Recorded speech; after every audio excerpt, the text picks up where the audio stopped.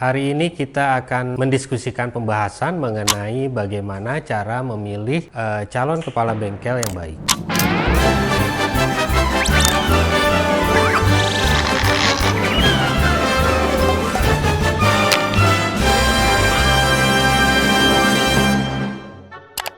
Assalamualaikum warahmatullahi wabarakatuh.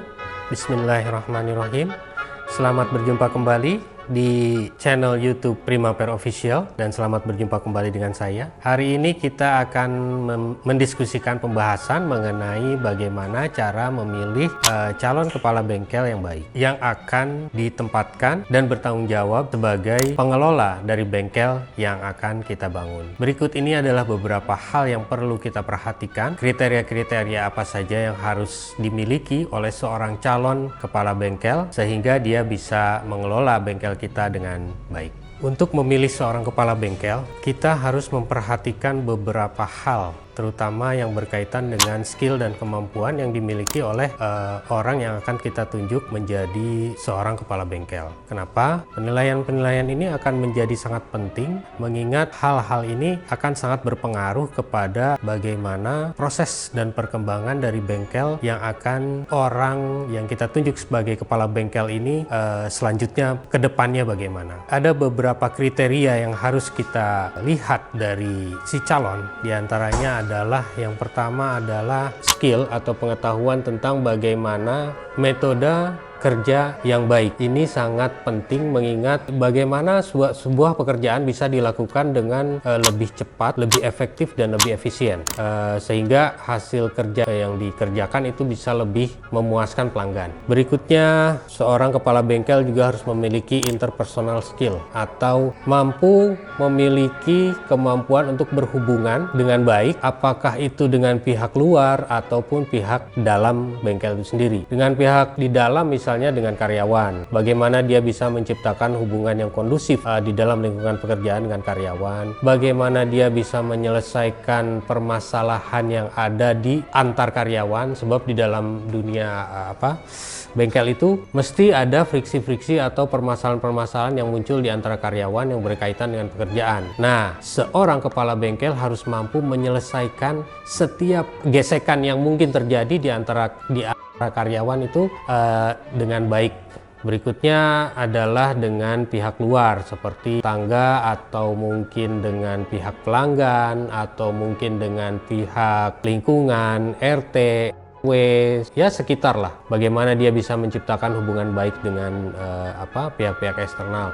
Apakah dengan mengikuti setiap kegiatan yang ada di luar atau misalnya ya sekedar mengenal dan mengucapkan salam kepada mereka, kepada pihak orang-orang di sekitar bengkel sehingga tidak terkesan seperti eksklusif gitu.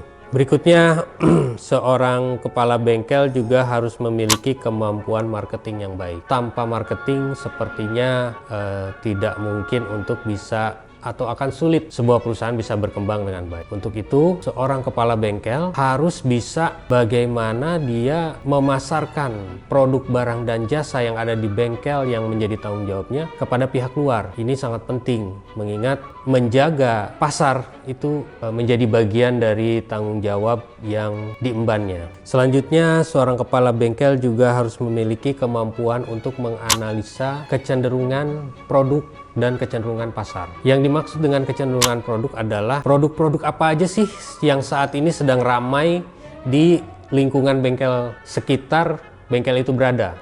Misalnya, saat ini sedang ramai pekerjaan di kendaraan-kendaraan menengah, maka dia harus bisa mengestimasi kira-kira berapa banyak produk-produk untuk pendukung kendaraan kelas menengah yang harus disediakan, berapa banyak untuk kendaraan besar dan berapa banyak untuk kendaraan kecil, apa-apa saja yang harus disediakan, sehingga barang yang disuplai itu menjadi pengadaan yang sifatnya efektif, tidak menjadi barang mati. Juga harus mampu membaca kecenderungan pasar. Kecenderungan pasar dalam hal ini adalah misal sebesar apa tingkat kecenderungan pasar di dalam menyerap produk barang dan jasa kita. Jangan sampai ini penting mengingat kita harus tahu berapa banyak kendaraan yang sedang beredar saat ini di lingkungan itu dan berapa banyak yang bisa kita ambil, sehingga kita bisa melakukan pengambilan keputusan di dalam penentuan stok yang efektifnya itu berapa. Jangan sampai kita stok banyak tapi karena kecenderungan pasarnya sedang kurang baik, akhirnya stok yang ada jadi numpuk dan sulit untuk dibayar gitu tentunya. Dan berikutnya adalah yang mungkin ini tidak semuanya, tapi ini juga bagian dari hal yang penting, yaitu pengetahuan tentang administrasi. Administrasi tentunya sudah barang tentu yang berkaitan dengan masalah stok barang, yang berkaitan dengan masalah administrasi penjualan, administrasi pembelian, dan administrasi keuangan. Sebab tanpa itu semua sulit bagi seorang kepala bengkel untuk bisa mengukur seberapa jauh sih sebenarnya bengkelnya sudah bisa memberikan kontribusi atau sudah bisa memberikan hasil bagi bengkel yang sudah dijalaninya. Mungkin sementara hanya itu saja yang bisa saya sampaikan. Mudah-mudahan memberikan manfaat. Jangan lupa jika konten ini memberikan cukup manfaat buat teman-teman, jangan lupa subscribe, share, dan like, comment.